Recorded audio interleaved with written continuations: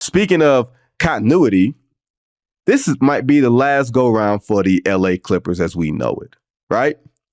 Kawhi Leonard is out. The 2 games that he's out, the Clippers have won. Game 4, Sunday afternoon, that was one of the best displays of shot creation, shot making that I think I've ever seen between Kyrie and some of his exploits. Luka, who was sort of dragging out the rear. Like, Luka was actually the dude that was like, hey, Luka, we kind of need you today.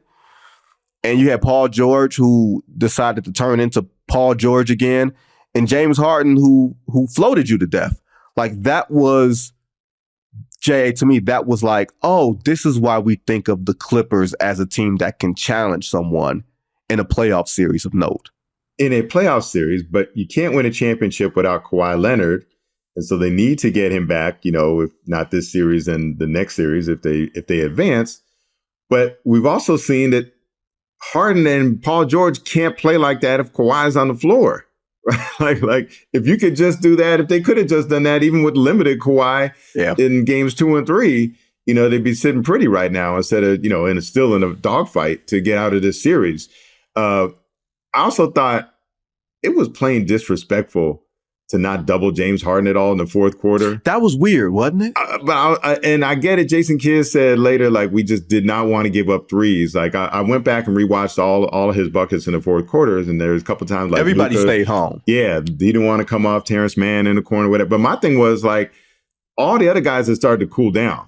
Right? Like, putting up threes in the fourth quarter of a close game when you're on the verge of blowing a 30-point lead, it's a little different than when you're playing free and easy and Kawhi's out and like, hey, let's just go chuck it in the first quarter, which was what happened for them in the first quarter. So, like, I'm not letting James Harden just, get past his man again and again and again and get into the lane for those floaters. I was like, man, I realized it wasn't that long ago when he was finishing the top 5 of MVP race 5 out of 6 years. Yeah. And, the last was in 2020.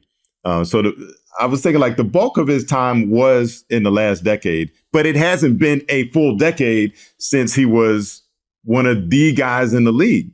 And he showed very much he still has some of that in him.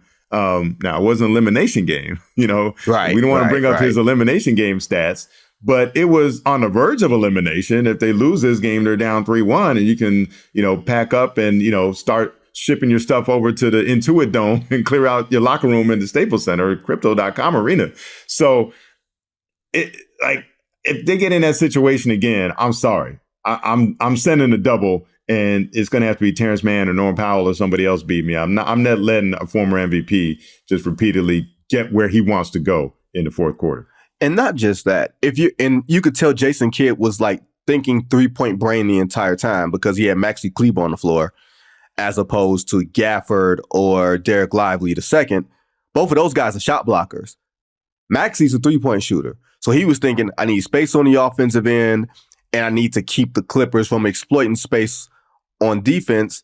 And the Clippers were just happy to take those twos.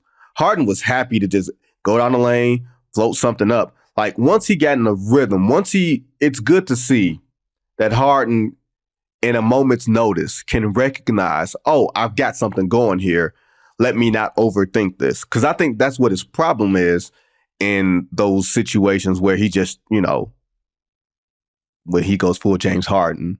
I think he literally, J.A., just overthinks it, like paralysis by analysis, and he checks himself out because he is too much information overload. This one, he kept it simple. And I don't know if you can do that. Is he going to have the ball that much if Kawhi Leonard is there? That's why I think they need to keep Kawhi on the shelf until he's, like, good. If that means he's not good, that means he ain't good. If and when he comes back, though, I'm running the same offense. And then you really are in a quandary defensively because, instead of Terrence Mann or Norman Powell, like, do you leave Kawhi to double James Harden? So I'm making it a more difficult decision. To me, like, I would definitely leave these other guys, and double James Harden. I'm not so sure I'm leaving Kawhi, even this Kawhi. I think he can knock down an open 3, if you're not asking him to move a lot. So I would keep this offense Harden-centric right now. And part of the Harden defers a little too much. Right. I thought he deferred too much to Embiid when he played with Embiid. He was better off when Embiid didn't play in that Sixers-Celtics series last year. Right. And I think he defers too much, when Kawhi is out there. And I think Paul George defers too much when Kawhi's out. So here's my question with Paul George, because like that first half, it felt like he was playing for that max contract, and it felt like he looked very max contract worthy. Mm-hmm. In the second half, with the exception of that crazy corner three that he hit, would you give him, like, I guess after that game, if we're going to make it a one-game referendum, based on that game, would you give Paul George a max contract? It depends on how many of the max contracts I got on my team. Well, the Clippers, they already got Kawhi max-ish. Harden's going to want something max-ish. I think they've said they'll go max-ish with Paul George, but I think Paul George is like max. Yeah, but the crazy thing is, if Kawhi sets the tone, if Kawhi's the best player on the team and he doesn't take a max, you can't take a max, right? And if I'm Paul George, it doesn't mean you can't. So when has logic ever dictated, like, and which is logic and humility and deference? Like, are those adjectives that you frequently apply to NBA players? No, it's not. It's not. Like make it make sense. No, it never makes sense. It's illogical. If I'm Paul George, the question I have is, if he's your third best player on a championship team, that is the perfect place for him to be, because you don't need that person every night. And what that third guy does is like fill in the blanks. You know what I mean? Playmaking, spot up shooting, all those things. And again, it gets back to, in my mind, what a big three should be is that any one of them is capable of being your best player. Like, he was the best player on the court in the first half, or much of the first half. Right. Like, that's what you want out of big three. Like, any one of these three guys can explode and be your main guy.